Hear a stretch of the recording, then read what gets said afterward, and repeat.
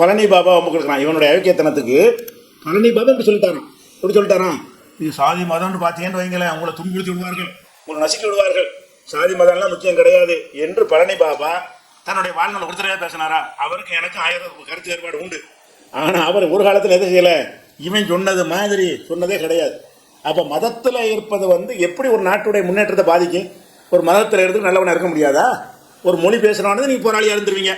ஒரு மதத்தில் இருந்து கொண்டு போராளியாக இருக்க முடியாதா? நீ ஒரு மொழியை பேசிக்கொண்டு உனக்கு போராட முடியும் என்றால் ஒரு மதத்தில் இருந்து கொண்டு நான் போராடுவேன். இது என்ன போராடுறதுக்கு அதுக்கு நடந்த சம்பந்தம் இருக்குது? வரலாற்றை செஞ்சு காட்டியிருக்கிறோமே. இன்னும் சொல்லுவோம், அமெரிக்காக்காரன் ஈராக் ஆக்கிரமிக்கும் பொழுது அந்த முஸ்லீம் மதத்தில் உள்ளவன் தான் அமெரிக்கா எடுத்து போராடினா. அந்த மதம் அமெரிக்காவுடைய அடிமைத்தனத்தை ஏற்றுக்கிறது அவனை தூண்டலையே. ஆப்கானிஸ்தானை இப்போ அமெரிக்கா ஆக்கிரமித்திருக்கும் போது விரட்டி அடித்தது யாரு? அங்கே உள்ள மக்கள். அந்த மதம் தானே உங்களை விரட்டி அடிக்க வச்சிருக்குது. தங்களுடைய நாடு என்று பாதுகாக்கணும்னு வந்தால் மதம் மொழியெல்லாம் கடந்து எல்லாரும் இறங்குவாங்க. இந்த சாதாரண விஷயத்தை மாற்றமாக என்ன செய்யறான்னு கேட்டால், மதம் தான் எல்லாத்துக்கும் அடிப்படைன்னு ஒரு வெறுப்பை விதைத்து விட்டு அப்போ என்ன செய்ய முஸ்லீம் நினைப்பான், ஓ நம்ம நாடு முன்னேறணுமா இருந்தால் மதத்தை உடன் போல இருக்கு. மற்றவங்களுக்கு லாஸ் கிடையாது. இந்துக்களுக்கு ஏன்னு கேட்டால் இவன் கூப்பிடுறது அதே விஷயத்தை தான் வேறு பேரில் செய்ய சொல்கிறோம். அதே சிவனத்தை வழிபட போகிறாங்க, அதே முருகனத்தை வழிபட போகிறாங்க. மற்ற மதத்துக்காரங்களுக்கு பிரச்சனை பஞ்சாயத்து கிடையாது. இப்போ முஸ்லீம் கிறிஸ்தவன் என்ன செய்யறான், நீ அதை விட்டுட்டு வா எங்கே வர்றது? எதுவும் இல்லைன்னு வாங்க கூப்பிட மாட்டேங்கிறான். இதுக்கு வாங்குறான். மதம் வேணாம், எது வேணும், என்ன உண்டாக்கின மதம் வேணும் அப்படிங்கிற சொல்கிறத பார்க்குறோம். அப்போ இந்த இது சம்பந்தமாக பழனி பாபா சொன்னாருங்கிறாங்கல்ல, பழனி பாபா இவன் என்ன வேணா சொல்லியிருக்கான்னு பாருங்க. இவன் சொன்ன மாதிரி ஒரு தடவையா சொன்னாரா, என்ன சொன்னான்னு பாருங்க, ஒன்று பாருங்க. அதனால நம்ம கலாச்சாரம் அல்லாத எதையுமே அனாச்சாரமாக கருதுங்கள். புரியுதா உங்களுக்கு? அதனால சின்ன மாற்றத்தை கூட நம்ம அனுமதிக்கிறது இல்லை. புரியுதா? சின்ன மாற்றம் எங்க போய் முடிச்சு தலையை வாங்கிட்டு உள்ள வெளியே வந்துருச்சு. கடைசியில் என்ன ஆயிடுச்சு?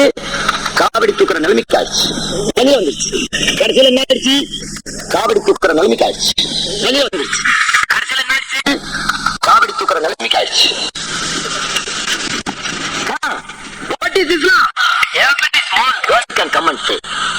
என்ன உனக்கு காவடி தூக்குற நிலை வரேன் அவ்வளவு தெளிவா சொல்றாரு.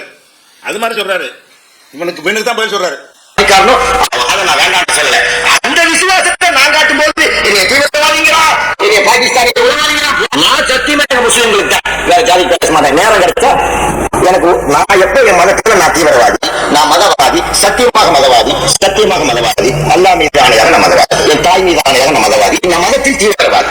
ஆனால் நான் தீவிரவாதியாக இருப்பதால் இன்னொரு சகோதரனுக்கு கருதி என்றால் இந்த மதத்தை நான் தூக்கி வீசி விடுவேன். மக்களுக்காக எப்படி அம்பேத்கர் 150 தொகுதிகளை ரிசர்வ் தொகுதியாக அறிவித்தாரோ அதுபோல 26 கோடி பேர் கொண்ட இஸ்லாமிய மக்களுக்கு இந்த இஸ்லாமிய தலைவர்கள் ஏதாவது செய்து வைத்திருந்தா இந்த நாய்க்கு போல பேயை போல நாங்கள் முறையில உள்ள வேலையை செய்யணும். அவங்க ரிசர்வ் தொகுதியை உண்டாயிட்டு போய் நீங்க என்ன பண்ணீங்க அப்படின்னு கேட்கிறாரு. அதுக்கு அது மாதிரி அவர் என்ன செய்யறாருன்னு கேட்டா, அவர் வாழ்ந்த பொழுதெல்லாம் இஸ்லாத்தை விட்டுலாம் பேசல. அவருக்கு கருத்து கொள்கையில நிறைய நமக்கு மாறுபாடு இருக்கிறது. அதுக்காண்டி இஸ்லாத்தை விட்டா தான் உனக்கு தீர்வு, இதை முட்டுக்கட்ட அப்படின்னு பேசினால் முஸ்லீம்கள் அவரை ஏற்றுக்கிட்டு இருந்திருக்க மாட்டாங்க. அந்த காலத்தில் அவர் பின்னாடி போனதே இவர் இஸ்லாத்தை பேசுகிறார் என்பதற்கு தான் பழனிபாபு பின்னாடி போனாங்க. அவர் பேரை சொல்லியே நம்ம கையை எடுத்து கண்ணை குத்துருக்கிற செய்கிறாங்க. என்ன செய்யறான்? பழனி பாபா மதத்தை அப்படி சொல்லிட்டாரு, அதனால மதத்தை தூக்கி எறிஞ்சிட்டு பழனி பாபா மக்களை என்கிட்ட வாங்குறான். இந்த பழனி பாபா விரும்புகிற மக்கள் விளங்காதவர்களுக்கு என்ன செய்வாங்க? ஓ பாபாவை சொல்லிட்டாரா, அப்போ நம்ம இஸ்லாத்தை விட்டுட்டு என்ன செய்வோம்? அந்த இதில் போய் மாலியத்தில் போய் சேர்ந்துக்கிறோம், தமிழ் மதத்தில் சேர்ந்துக்கிறோங்கிறது நினைக்க பார்க்குறான். எவ்வளோ பெரிய வஞ்சகனாக இருக்கான்னு விளங்குறாங்க.